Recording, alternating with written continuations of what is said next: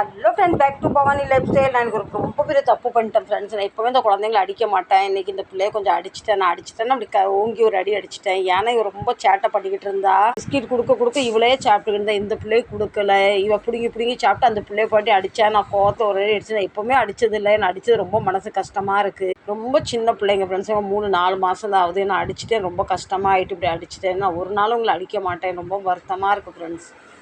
எனக்கு தண்டனை கொடுக்கறதுக்காக பிள்ளைங்களுக்கு பிஸ்கெட் கொடுத்துடலாம் ஃப்ரெண்ட்ஸ். உங்களுக்கு எவ்வளோ கொடுத்தாலும் வயிறு நிறையறதே இல்லை. சோறு சாப்பிட்ட மாதிரி இல்லை போல். முடிஞ்ச அளவுக்கு நானும் கொடுத்து தான் பார்க்குறேன். எவ்வளோ சாப்பிட்டாலுமே உங்களுக்கு பிஸ்கெட் பற்ற மாட்டேன். நான் என்ன செய்யட்டும்? நான் ஒரு நாளும் இந்த பிள்ளை அடிக்க மாட்டேன். ரொம்ப கஷ்டமாயிட்டு ஃப்ரெண்ட்ஸ்.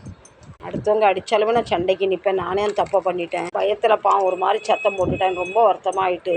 இவா கொஞ்சம் அமைதியாக இருப்பா. இவா கொஞ்சம் சேட்டைக்காரியாக இருக்கா.